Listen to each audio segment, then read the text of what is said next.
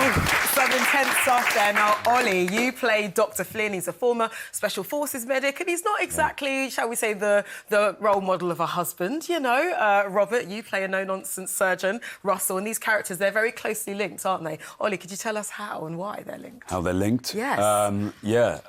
Russell is my father-in-law. Robert plays my father-in-law. OK. But he might have these magic hands, but he rubs people up the wrong way. Well, he's very good at his job, and he's not too sensitive about how people regard him. Of course, he is vain enough to want to be highly regarded. But, yeah, no, I mean, things happen during the next 12 weeks, which is quite surprising, I think.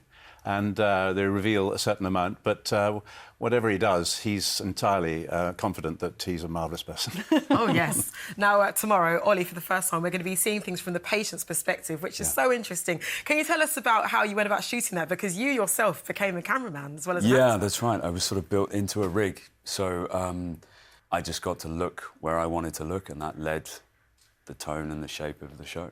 Extra level of respect for camera technicians, I'm sure. 100%. Yet another credit for the CV. Indeed. I mean, what's not to like?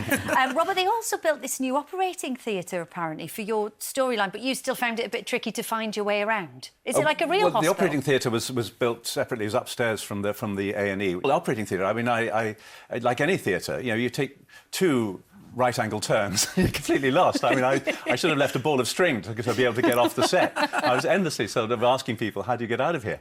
Yes, it was very confusing. It's a very plausible set. It feels just like a real hospital, and is equally confusing. Now, Mark, got to talk to you about Casualty. We're going to take you a little bit back in time, just a few years, because this was one of your very first telly roles. So what year was that? God, that was 2005. That was 20 years ago. 20 years ago. 2005. Oh, look at all my hair.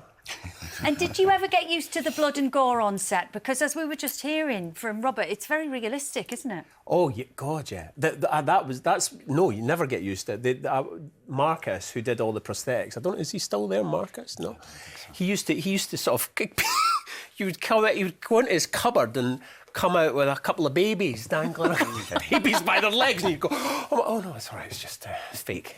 So yeah, no, you never get used to that. Oh my goodness. So many questions coming through about all of your projects. Hello to John, who says, Mark, I cannot wait to see this new film. It looks absolutely brilliant. Also got to ask, did you get quite starstruck working on Casualty all those years ago? Oh, with Derek, yeah, I was a massive fan of Derek's. I thought he was brilliant. He made, what was it? Was it Long Good Friday? Long Good Friday, yeah. Yeah. And he was astonishing in that. He's just a great actor, Derek, you know, so I was definitely very starstruck. National treasure, isn't it? Yeah. Robert, so many people watching at home will, of course, know you from Downton Abbey. The third film is coming out this year, but I think there's one moment from your time in the TV show that fans still haven't forgiven you for. Well, there's my departure from the show. I left Lady Edith at the altar. And was roundly booed, not only on set. Did people come up to you in the street? Yeah, I mean, I had a vicar came up to me in the street and told me how cruel could you have done that, you know, all that. But You did. Thank you so very much. Don't forget, Casualty's new series, Internal Affairs, begins tomorrow.